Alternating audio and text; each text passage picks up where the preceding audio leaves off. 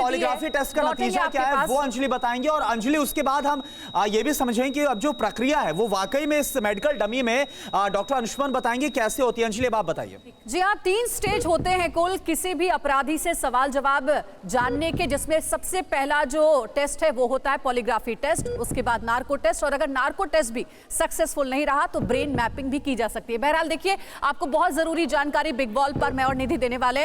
आफ्ताब के polygraphy test का अभी तक नतीजा क्या रहा है? सबसे पहले देखिए, आपको जो सबसे पहले इंफॉर्मेशन सामने आ रही है, आफ्ताब ने श्रद्धा की हत्या की बात कबूली है। ये बहुत ही बड़ा सच उसने एक्सेप्ट किया है। दूसरा क्या नतीजा रहा? और साथ में ये भी बताया कि आफ्ताब को श्रद्धा की हत्या का अफसोस नहीं है, कोई पछतावा नहीं है। ये भी पॉलीग्राफ टेस्ट में निकल कर आई बात। जी हाँ, और जानकारी अगली है कि हत्या के बाद शव को जंगल में फेंकने की बात भी आफ्ताब ने कबूली है जब ये सवाल पूछा गया उससे। बिल्कुल। और इसके अलावा अगला पॉइंटर ये कि कई लड़कियों से डेटिंग ऐप के जरिए जुड़ा हुआ था, दोस्ती की थी।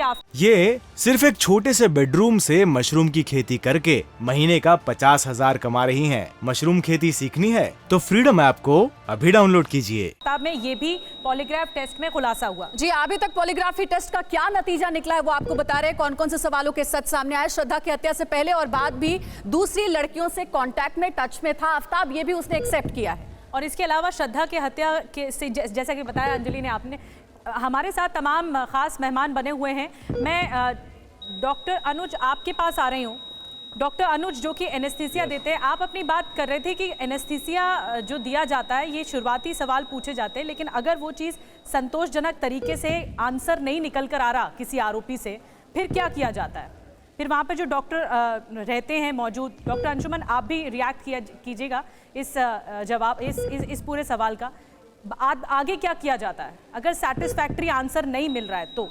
सेटिस्फैक्ट्री आंसर अगर नहीं मिल रहा है तो हम एनेस्थीसिया पॉइंट ऑफ व्यू से हम डोज को इंक्रीमेंट कर सकते हैं, बट डोज को एक सीमा तक इंक्रीमेंट किया जा सकता है जब तक पेशेंट के वाइटल्स नॉर्मल रहते हैं। जी, जो भी हम उनसे ड्रग देते हैं, क्योंकि होता क्या है कि ज़्यादा अगर हम ड्रग दे देंगे तो पेशेंट अनकॉन्शियस स्टेट में चला जाता है, जिसके बाद फिर हमें intubation and all that ventilator के उपयोग करना पड़ सकता है। ठीक है। तो इसीलिए जब भी हम ये क्रिटिकल स्टेज हो सकती है आगे, इसलिए बहुत ही ज्यादा इसमें बहुत कंट्रोल तरीके से ये होता है। और इस पर मैं मानस मिश्रा जी आपके पास भी आऊंगा और शारदा प्रसाद जी आपके पास भी आऊंगा, क्योंकि असल जो रोल है इसके बाद सवालों को लेकर वो आपका होता है। लेकिन इससे पहले मैं जैसे बताया था डॉक्टर अंशुमन, अब आप ये बताइए, अब ये मान के चल रहे हैं कि हमारे सामने जो मेडिकल डमी इसका नार्को टेस्ट हो रहा है, तो वो पूरा प्रोसेस क्या होगा, कैसे दवाई को इंजेक्ट किया, प्रक्रिया आपने बता दिया, उसको समझा दिया, लेकिन प्रोसेस क्या होगा जरा आप बता दीजिए दर्शकों को। सबसे पहले निधि का सवाल था कि क्या डोज इंक्रीमेंट कर सकते हैं। बहुत सर्टेन लिमिट तक, उसके बियॉन्ड नहीं जा सकते हैं। उसका कारण ये है कि डोज हर समय कैलकुलेटेड है बॉडी वेट के हिसाब से। जो भी एक्यूज्ड है उसके बॉडी वेट क्या है उसके हिसाब से कैलकुलेट किया। उसकी मार्जिन होती है कि किस लेवल तक हम बढ़ा सकते हैं ताकि हिप्नोसिस स्टेज में ही रहे, कोमा में ना चला जाए। और फिर इसीलिए ऑपरेशन थिएटर आपने बताया, ऑपरेशन थिएटर में लेके करते हैं कि उसको वेंटिलेटर पे रखना है या असिस्टेड मशीन पे रखना है, इसकी जरूरत होती है। इसको करने के लिए आपने सारी प्रक्रिया अभी तक सुन ली क्या हुआ। इसके बाद जो हमारे एनेस्थीसिया के डॉक्टर होते हैं, इस तरह से आपकी दवा पहले से तैयार है और हमारे साथ ज्वाइन करेंगे हमारे जो एनेस्थीसिया एक्सपर्ट है। इसको थायोपेंटल वाइट ही दवा होती है, लेकिन डेमो है, इसको ये ना समझें कि थायोपेंटल है। इसको हम डेमोन्स्ट्रेशन के लिए जिस तरह से आईवी कैनोला लगा हुआ है, इसको कहते हैं बोलस इंजेक्शन, बोलस फॉर्म में इंजेक्ट करते हैं।